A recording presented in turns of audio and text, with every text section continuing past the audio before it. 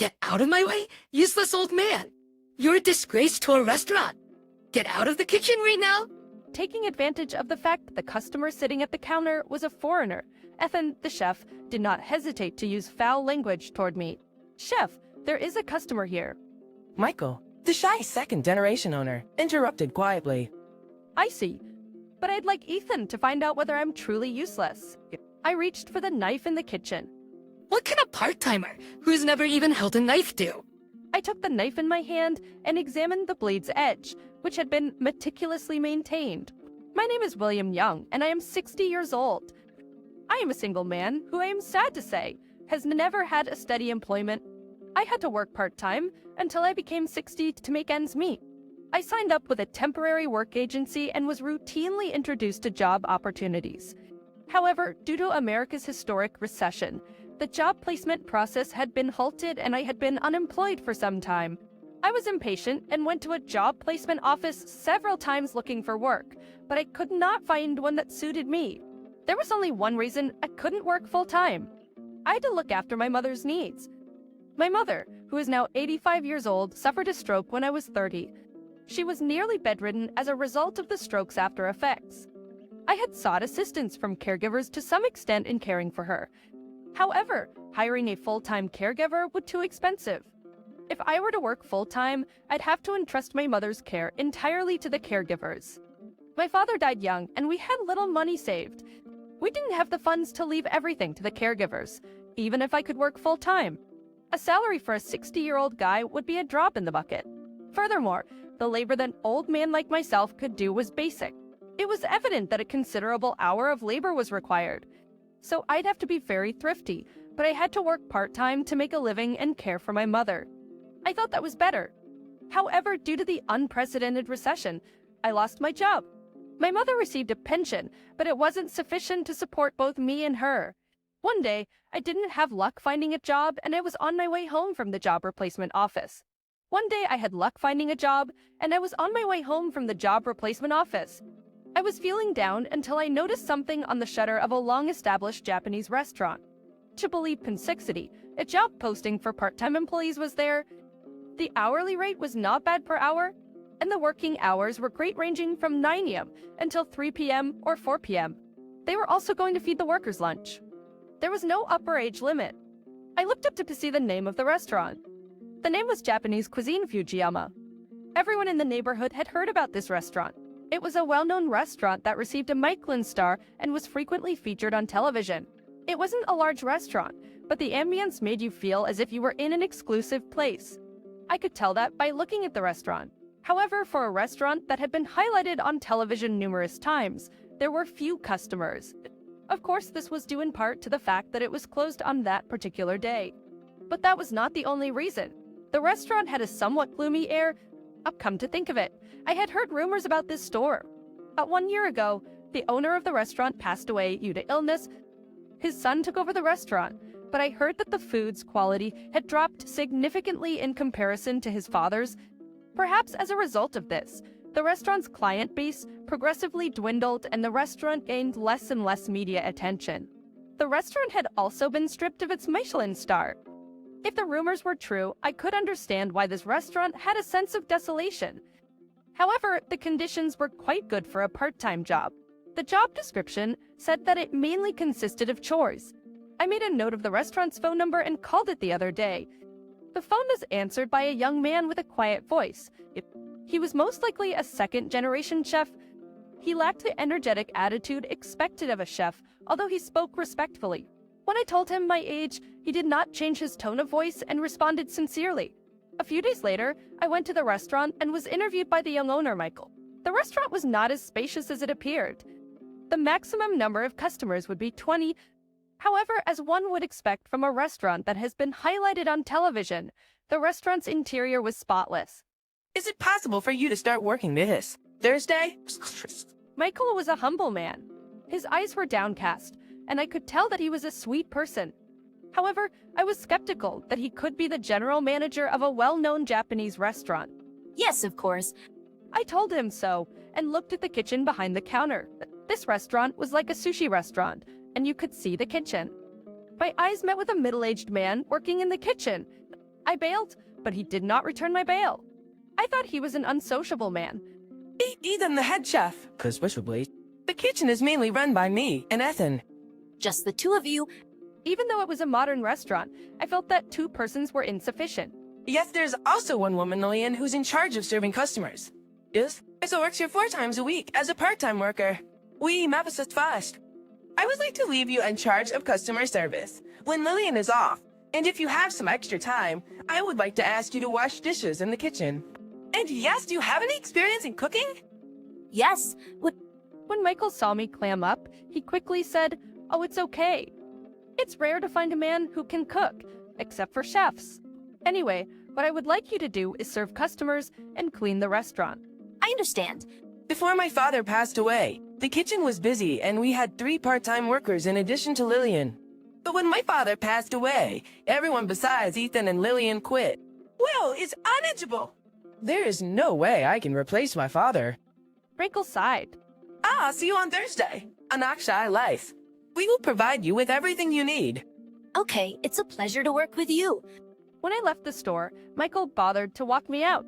He stood in front of the restaurant until I was out of sight. William, do you have any experience in working as a cashier or attending customers before? The first day of my work, Lillian, a part-timer, was assigned to me as my instructor. Yes. The restaurant had not yet opened and there were no customers. The sounds made by Michael, the owner, and Ethan, the head chef, preparing the food, echoed through the restaurant. Exactly, Lillian. It was Ethan who suddenly raised his voice. Yes, I understand. Lillian frowned. I somehow guessed that Lillian did not like Ethan. That old guy had no stable job during his entire life. Jesus Christ, I wonder what the hell he was doing. I guess he's just been living as a dumb jerk without thinking anything. Michael, why did you hire this old man? He will be of any use to us. Ethan, William, his reasons.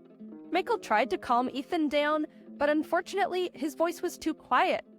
The sound of Ethan wielding the knife drowned out Michael's voice. Don't worry about him, William. Ethan is always like that. He has a habit of picking on the weak. He was just a reserved person until the previous owner passed away. When he died, he changed. Well, it's more like he revealed his true nature. Michael is a gentleman, but timid. He should be the one who would stop Ethan's tyranny. But he's not the kind of person who can do that. Ever since the previous owner died, all the cooks and part-timers have quit because of Ethan. I'm sure Michael is aware of that. I felt a touch of uneasiness. I asked Lillian, who whispered that to me. And are you okay with that? But with me, I'm strong-willed. More importantly, I've been here much longer than Ethan, so he won't be able to mess with me easily. I see. Well, let's get to work. What can an old man like him do? Best, and Ethan in the kitchen said, loudly enough for me to hear him. You've surprised me, William. Lillian stated with a glint in her eye while we were having a break after a busy lunchtime. You are efficient and very attentive to the customers. You make no mistakes with the cash register either. Hey boss, I think you hit the jackpot. I see, Sabran. I'm glad to hear that.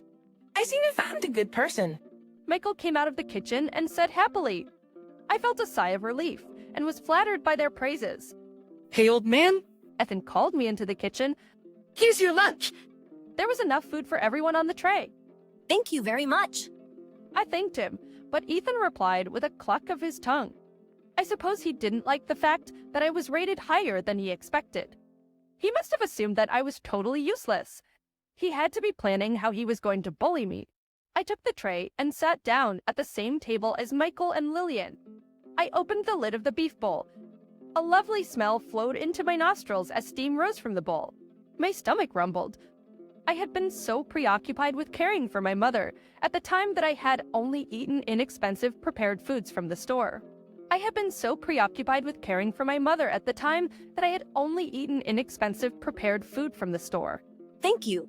I thanked the chef Ethan for making the meal and delivered the food into my mouth. To be honest, I felt the taste was not that fantastic, but it was a freshly prepared dish. It was not bad. I was about to take a second bite when Lillian let out a short scream. Me. Lillian pointed her finger. I was absolutely stunned. I saw something black in the rice. It was a cockroach. I almost spit out what was in my stomach. What's going on? example, Ethan came out of the kitchen. We were astonished when Ethan smiled and approached us. We could only follow with our eyes.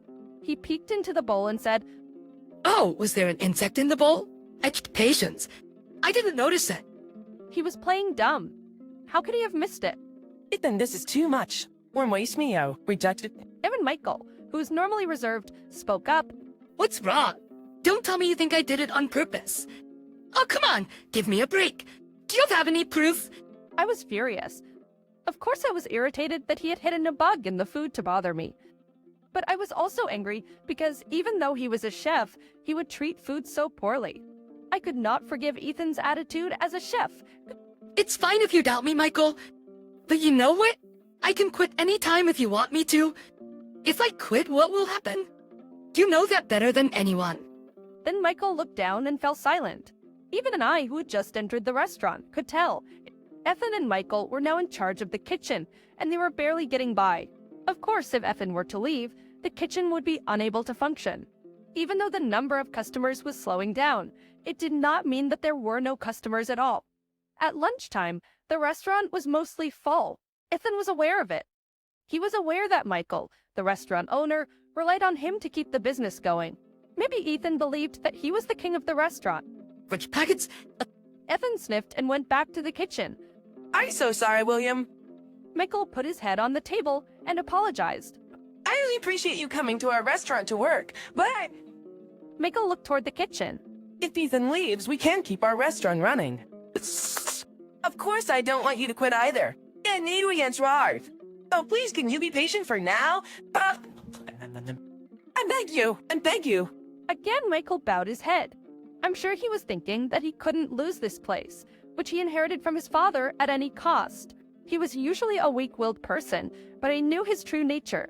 I realized that someone who could bow to me, a mere part-time employee, couldn't be weak.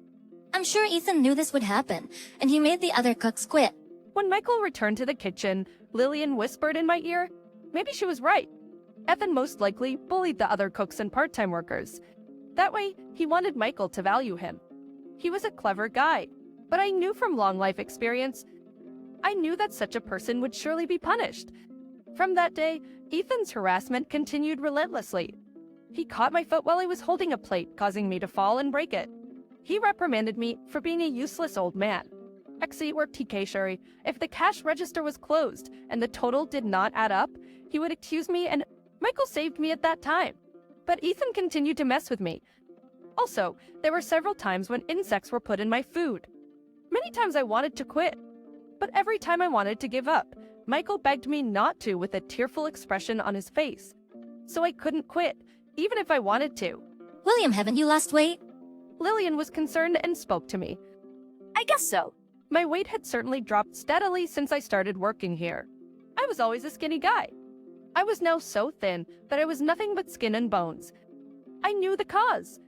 I glanced to the kitchen and saw Ethan smiling wryly. He looked as if he was about to give me a final blow. Then, suddenly there was a commotion outside the restaurant. The busiest time of day was over. As I was wondering what was going on, the door to the store opened. Not only me, but everyone was startled. Surrounded by foreigners dressed in black, whom I had only seen in movies, a handsome foreigner with a full-blown aura entered the store. There were 10 guys wearing black suits. The attractive foreigner, clearly not your average guy, took a seat at the counter. As if to protect him, the men in black suits took their places at the tables. It was an odd sight. Everyone was a foreigner except for the waiters. Wait a minute. Is that Tim Garcia? Flea ducks, excitedly. Tim Garcia? Emsley parroted back. Don't you know him, William? Tim is a very famous movie star from Spain. I didn't know much about movies, but I could tell from the era of Tim Garcia that he was no ordinary person. Lillian looked at Michael. Michael's face was pale. He probably did not expect such a bigwig to visit his restaurant without an appointment. Michael, I don't speak Spanish. Then let me speak to him. Michael approached Tim Garcia with trepidation. Hi, you right that. Tim Garcia responded briskly, The pregnant frumper. I can breathe. but Michael didn't know what to say next. I wish David was here. Brain, according to Lillian, among all the cooks Ethan forced to quit, there was one cook who spoke Spanish very well. Ethan didn't even try to help Michael. Michael. I stepped forward and put my hand on Michael's shoulder. Michael looked at me, amazed. I noticed Ethan smirking out of the corner of my eye. Hole at Sputikini. I called out to Tim Garcia and spoke to him in fluent Spanish. Tim Garcia appeared pleased to hear my good Spanish and spoke to me with a smile. What did he say? He said that he would like to order the dish that you recommend. It is Inshao Chef de este restaurante. Are you the chef at this restaurant? Psst, Tim Garcia asked me in Spanish. Agsik. I know Davis Mincha. But you said and shouldn't lie. Is the cancer if you are a chef, plus first.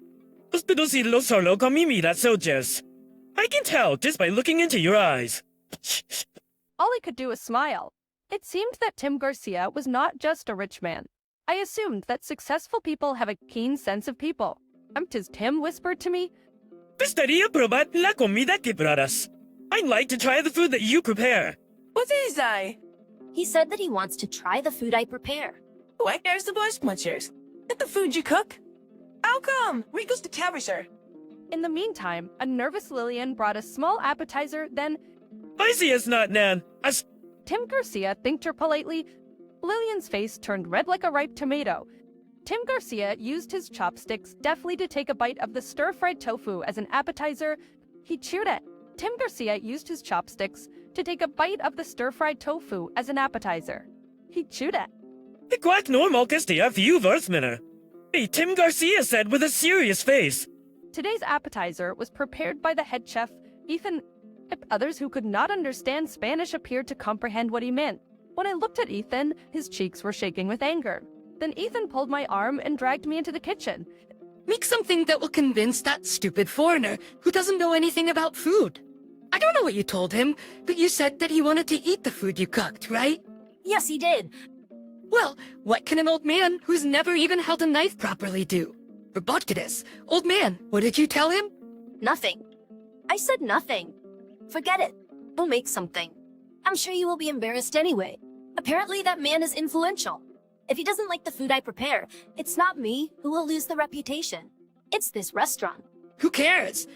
It's none of my business. Even if the customers stop coming, I'll just quit. Ethan's voice was getting louder, probably because of his anger. Didn't you at Yassisi? William, I show. Boy, have so. Michael came into the kitchen. He probably heard Ethan's voice. He stared at Ethan with an angry look on his face. William, I have the feeling you're special. Are you sure about leaving this matter to an old man like me, Michael? He asked. Yes, I would entrust the future of this restaurant to you, William. I rolled up my sleeves and picked up the knife that lay on the table carelessly. I believed I'd never pick it up in a kitchen again. Well then, what the hell is going on? Ethan was taken aback by my skillful knife handling. On the other hand, Michael had a gleam in his eyes. I immediately considered what I could cook with what we had in the restaurant and prepared one dish, then another and another. It was not simple Japanese food. Was to accommodate the tastes of foreign guests. I meticulously selected the correct shade of flavor for each menu item. When Tim Garcia took a bite of a dish served to him, esto es increíble, he exclaimed. Tim Garcia was so impressed with my food that he left his autograph at the restaurant. Tim Garcia later promoted the restaurant on social networking platforms, and it quickly became a hit. People waited in line to get into the restaurant. I told Michael and the others about my past on the day Tim Garcia came to the restaurant. I used to train at a Japanese restaurant to become a Japanese food chef. I didn't want to limit myself to Japanese cuisine in order to advance as a chef. I wanted to learn more about different cuisines from around the world. I decided to travel the world after reaching a particular level. I wanted to explore new ingredients and cuisines, as well as meet chefs from throughout the world. In the process, I became acquainted with many famous chefs who are still active in the world. I'd had a dream of returning to America and opening my own international restaurant. However, my mother, who raised me with her own hands, suffered a stroke and required nursing care. I had to give up my dream. I tried to keep the knife as far away from me as possible. I still had a lot of unresolved feelings inside me, but after holding a knife for the first time in a long time, I realized something. I realized that I truly loved cooking. When Michael heard about my background, he said, "William, you only need to work when you have time. Would you be interested in working for us as a chef?" Baby, just not. Then what about you, Ethan? I gotta fire him. Wait, any cook who doesn't love this restaurant. Ethan, and disgracing the food. Packing insects in the food is out of the question. For you without. Modest. Michael had a ferocious expression on his face. Wait a minute, Michael. Ethan begged Michael, but From today onward, the chef of this restaurant will be William. Michael didn't listen to him. Thanks to Michael, I'm only working when it's convenient for me. The restaurant started to blend my experience and international cuisine into its menu, rather than sticking to Japanese cuisine. As luck would have it, the restaurant became very prosperous, and now several chefs are working under me. It was a dream that was once denied, but by a stroke of luck, my dream is coming true. I gripped my knife tightly and resolved never to let go of it again. What did you think? Subscribing to our channel motivates us to make more videos in the future. See you again in the next video.